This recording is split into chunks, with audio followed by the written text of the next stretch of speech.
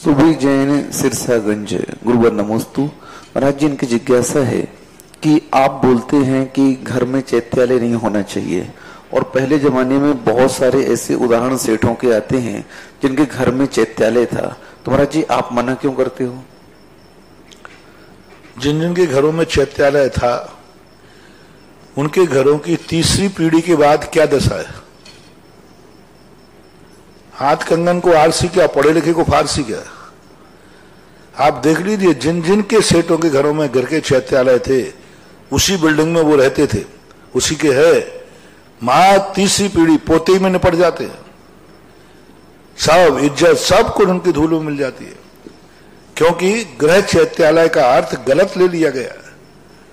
गलत लोगों ने, भट्टारकों आदि ने तुम्हें गलत प्रस्तुतिकरण किया कि घर में चैत्यालय। दक्षिण भारत में, महाराष्ट्र में देखो, घर घर में मूर्तियां है, वो सब नाश कर रही है, क्योंकि जिनेन्द्र देव की मूर्ति घर में है, वो नाश नहीं कर रही है।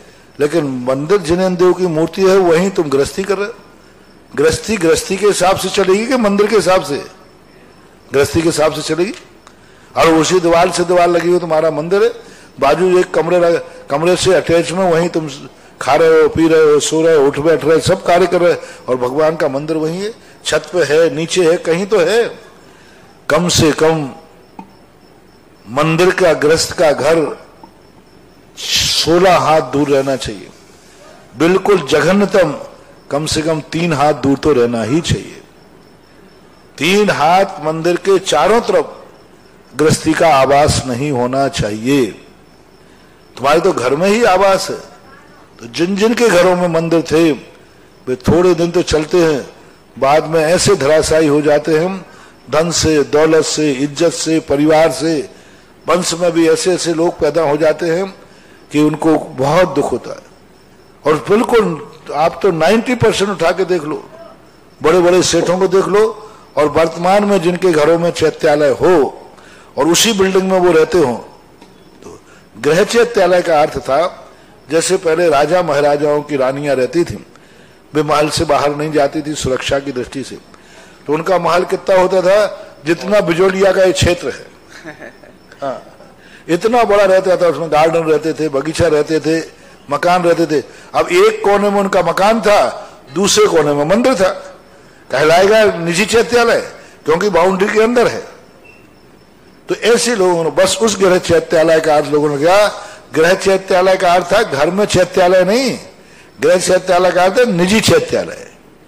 चक्रवर्ती के महल में कहीं चैत्यालय नहीं था, अलग से चैत्यालय था उसका, और बहुत बड़ा स्थान था उसका। तो ये जो गलत परंपरा है, हम दक्षिण भारत में तो इतना हाल बुरा है, एक कमरे का मकान है तो भी चैत्यालय।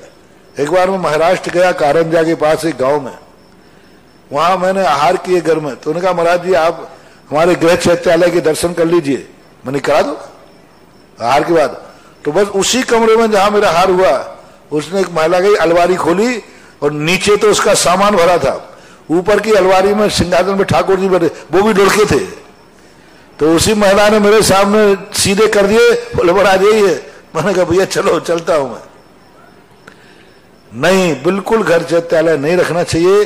तुरंत ही उनको बड़े पंचायती मंदिरों में विराजमान कर देना चाहिए। सम्मान के साथ मंदिरों में विराजमान करो, क्योंकि गृहस्थी के हिसाब से चलेगी।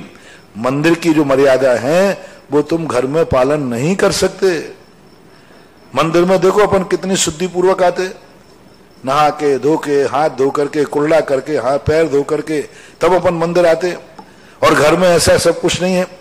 जूते चप्पल पहन के भी कोई जा रहा है, कोई खा रहा है, बच्चा वहां गंदगी कर रहा है, महिलाएं अशुद्धि में हो रही है। अब वही मंदिर